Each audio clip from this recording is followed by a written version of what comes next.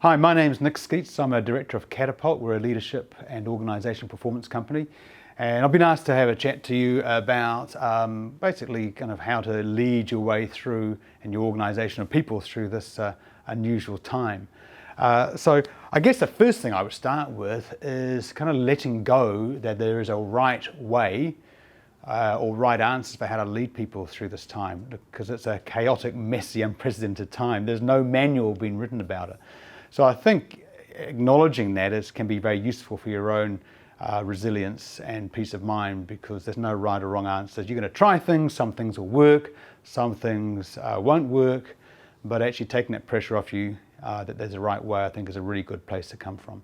I'm going to be able to provide you with some guidance around what you might want to try out based on our experience of 20 years of working with leaders in New Zealand, but also some evidence-based information, research we did in 2017 for our book Leaders Like You, that looks at what it is that people look for, Kiwis look for in leaders. That's going to be very useful to acknowledge what those are.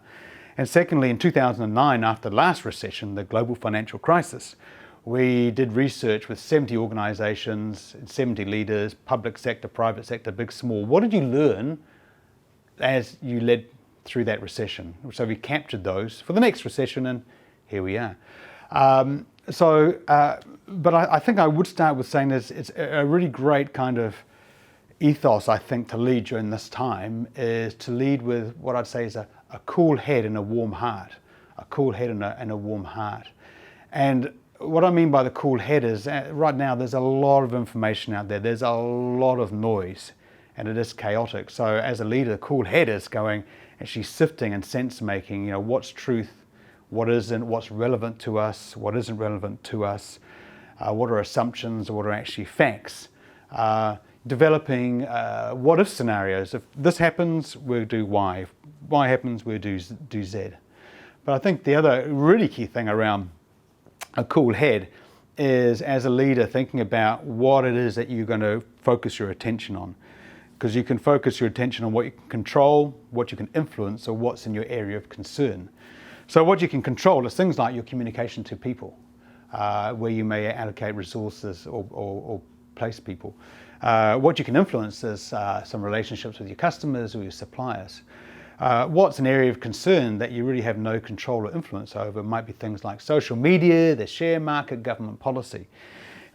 There's no real point in putting your attention and your effort and people in your organizations to worry about those areas of concern, because you can't do anything about them. Make sure you put your attention to what you can control and what you can influence.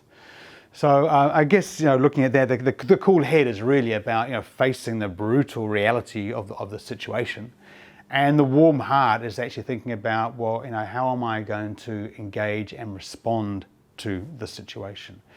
And that's where I think, having a look at some of the insights from that Leaders Like You research, we researched thousands of New Zealanders to find out what is it that you look for in your leaders, and 3 things came out.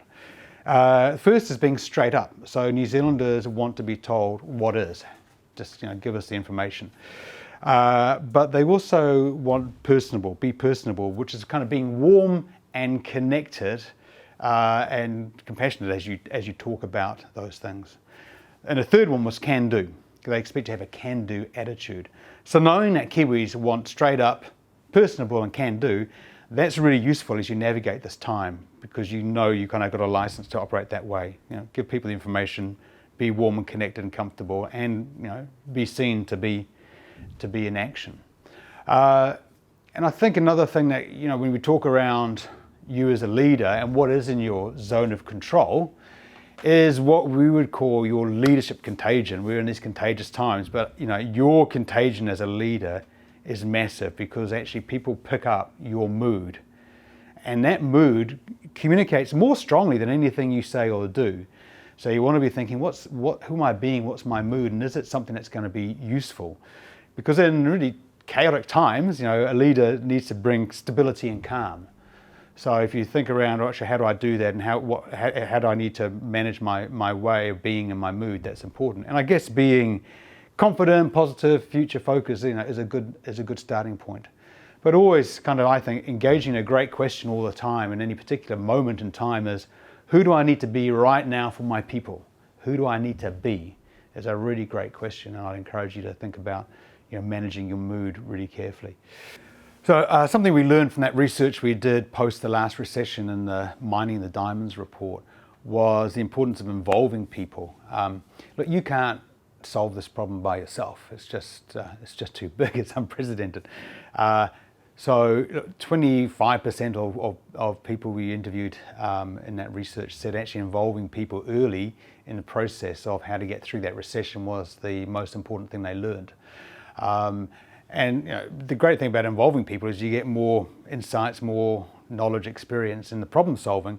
But very importantly for people, it has them be part of the process rather than being observing or being on the sidelines. So it gives them some sense of control, really in a time when people are feeling that they don't have a lot of control.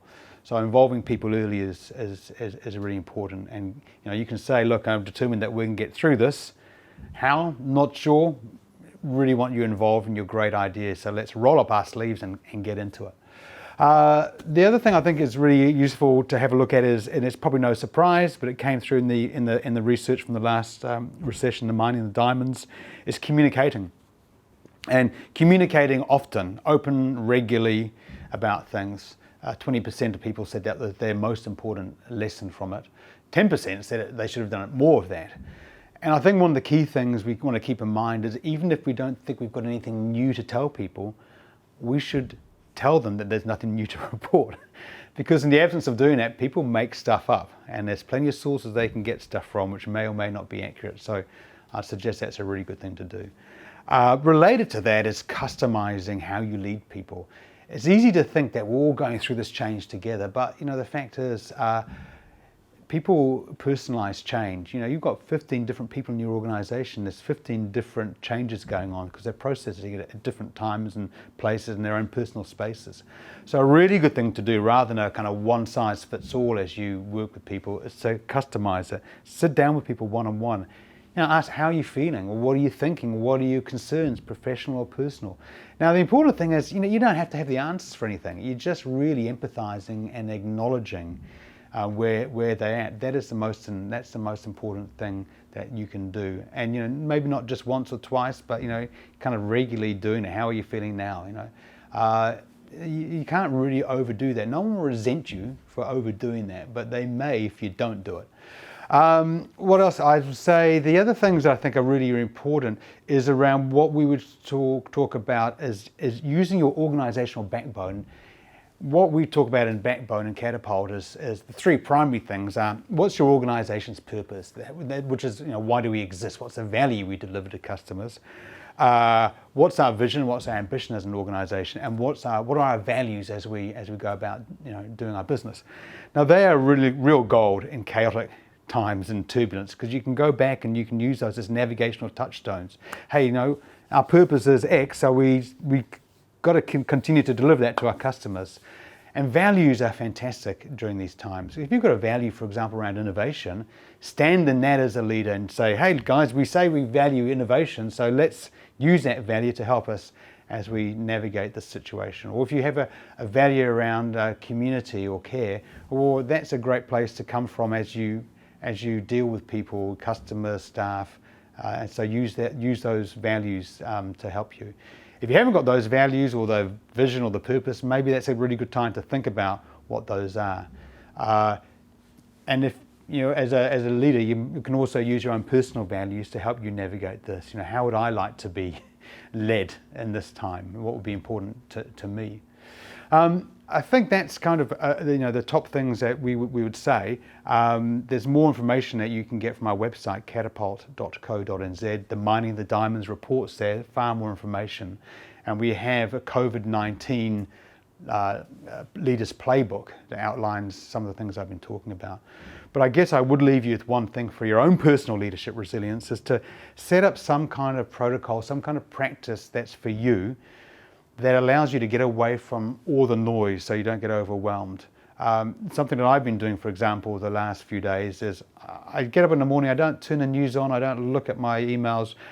I basically, I listen to some music. I put on a CD that I really know I like, and I find that really a great way to start the day, rather than to get overwhelmed by all the noise out there. So I listen to, I get my news in the morning. And after that, don't check into that till about 5 o'clock, because then I can get on and do stuff. So whatever practice works for you, walking the dog, whatever, yoga, do something that is for you, to help you get through this time. So I trust that's been useful for you. Thank you for your time.